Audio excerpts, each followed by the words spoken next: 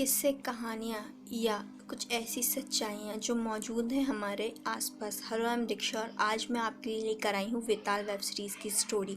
तो सीरीज़ की शुरुआत होती है आदिवासी इलाके से, जहाँ कुछ लोग रहस्यमय तरीके से वेताल देवी की पूजा कर रहे होते हैं। यहाँ सूर्य डेवलपमेंट नाम की एक कंपनी है जो गांव के बीच से हाईवे बनाना चाहती है, जिसके लिए गांव खाली करना पड़ेगा, पर गांव वाले नहीं मानते। उनका मानना है कि वे सुरंग की रक्षा कर रहे हैं। अगर उन्होंने गांव खाली कर दिया और ये सुरंग तोड़ दी गई तो इसके अंदर मौजूद शैतान बाहर आ जाएगा और दुनिया का विनाश तय है। गांव वालों को रास्ते से हटाने और सुरंग तोड़ने के लिए सूर्य डेवलपमेंट का मालिक मुदुल CIPD की फौज के पास जाता है, जिसकी कैप्टन रहती हैं त्यागी।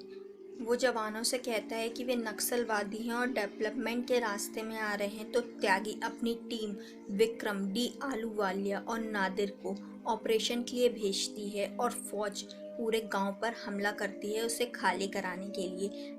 जवान गांव को तो खाली करा लेते हैं, पर जब सुरंग तोड़ने की बारी आती है तो वहां कुछ लोग मौजूद रहते हैं जो सुरंग को नहीं तोड़ने देते। उनका मानना है कि यदि सुरंग टूटी तो शैतान बाहर आ जाएगा और प्रलय आना तय है। ऐसे में सेना जवाबी वार करती है और उन लोगों को मार देती है, पर उनमें से कुछ लोग बचकर निकल जाते हैं। पर सेना के जवान उन्हें पकड़ लेते हैं। उनका मानना है कि अब प्रलय आना तय है, वो जाग चुका है, शैतान जाग चुका है, अब किसी का भी बचना नामुमकिन है। अब जब सुरंग का गेट खोला जाता है तो वहाँ कुछ जवान जाते हैं अंदर और वो कुछ ऐसी कंडीशन में बाहर आते हैं कि कुछ समझना मुश्किल रहता है। ऐसे में त्यागी सुरंग के अंदर जाती है पता लगाने की आखिर जवानों के साथ क्या हुआ, पर एक चीख के साथ उसकी आवाज़ बाहर आती है। ऐसे में विक्रम अंदर जाता है नादिर के साथ। वहाँ जाकर वो देखता है कुछ ऐसा डरावना जो उसने पहले कभी नहीं देखा। सब डरे हुए बाहर आते हैं, पर नादिर घायल हो चुका है। उसे पता नहीं किस चीज़ ने वार किया, पर वो इतना घायल है कि अब वो चल भी नहीं पा रहा।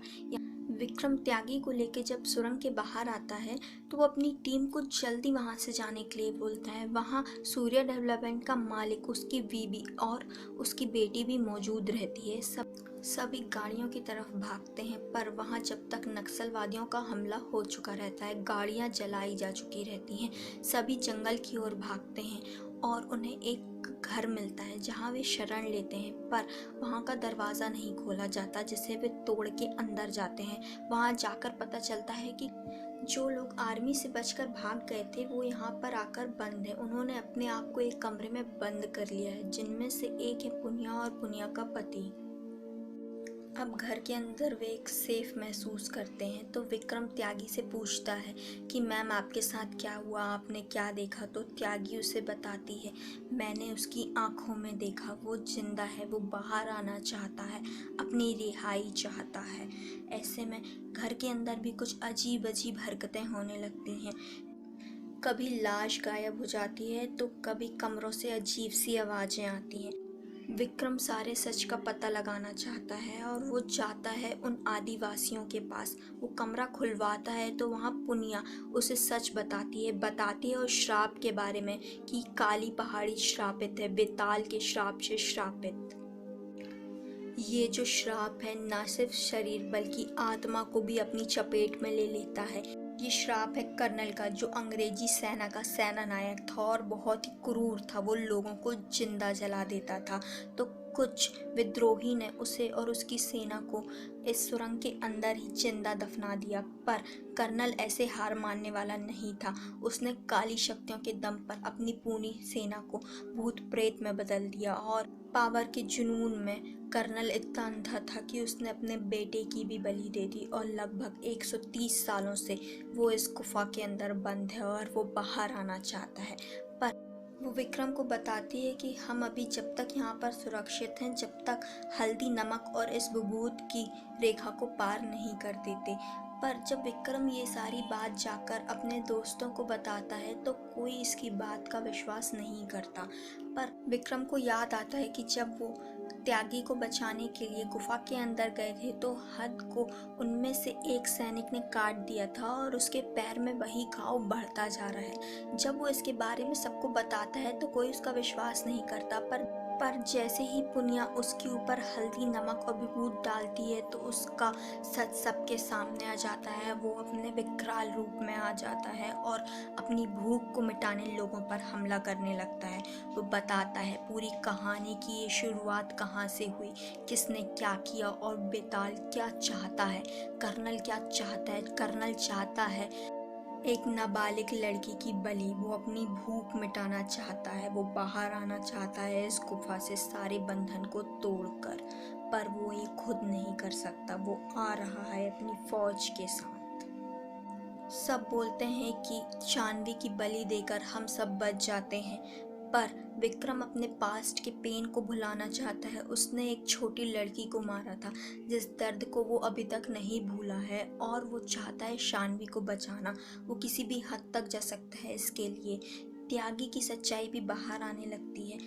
जिन लोगों को हम लोगों ने मारा वो आतंकवादी नहीं थे, वो सिर्फ गांव के आम लोग थे जो सुरंग की रक्षा कर रहे थे। पर त्यागी के झूठ के कारण उन लोगों को मार दिया गया, मासूम लोगों को। उस सूर्या कंपनी के मालिक जो डेवलपमेंट के नाम पर देश में करप्शन फैला रहे हैं, उसकी झूठ के लिए उन लोगों को मार दिया गया।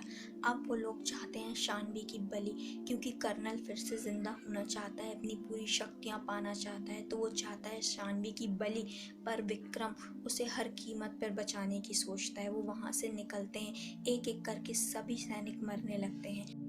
अब विक्रम पुनिया और नादिर के साथ मिलकर प्लान बनाता है कि कर्नल को सानवी चाहिए तो हम उसे सानवी देंगे, पर सानवी की जगह उसको एक गुड़िया देंगे जिसमें बारूद भरा होगा, और जैसे ही वो इसकी बलि देगा और बारूद फटेगा जिससे वो मर जाएगा। पर ऐसा कुछ होता नहीं है। वे जंगल में जाते हैं और जंगल में फंसते चले जाते हैं, और एक समय ऐसा आता है कि विक्रम भी कर्नल की सेना का हिस्सा बन जाता है और वो शानवी की बलि देने लगता है। पर शानवी उसके अंदर की सच्चाई उसे याद दिलाती है, वो सच का सामना कराती है कि आप ऐसे नहीं हैं, आप नहीं मार सकते किसी को। और विक्रम अपने सच्चे रूप में वापस आता है, वो शानवी को बचाता है। पर उतने में वहाँ कर्नल आ जाता है जो उसे मारने लगता है। वहाँ बहुत सारे अंग्रेजी सेना के वही राक्षस आ जाते हैं और वो विक्रम को अपने कब्जे में ले लेते हैं। पर विक्रम चिल्लाता रहता है कि शानवी बटन दबाओ, ब्लास्ट करो और हम सबको ख़त्म कर दो।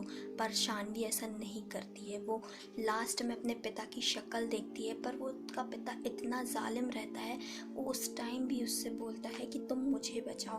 पर शानवी उस बटन को दबाती है और एक बड़ा सा ब्लास्ट होता है जहाँ सब जल जाता है, और नादिर और पुनिया शानवी को लेकर वहाँ से बाहर आ जाते हैं। पर यहाँ सीरीज ख़त्म नहीं हुई है। एक बुक का सच है जो अभी भी बाहर आना बाकी है। आखिर ये राक्षस कब ख़त्म होगा, कब होगा इसका विनाश, वो हमको इसके नेक्स्ट सीज़न में पता चलेगा। बाकी अगर ये स्टोरी अच्छी लगी हो तो प्लीज़ मेरे वीडियो को लाइक कर लीजिएगा, सब्सक्राइब कर लीजिएगा और शेयर करिएगा। Thank you for watching.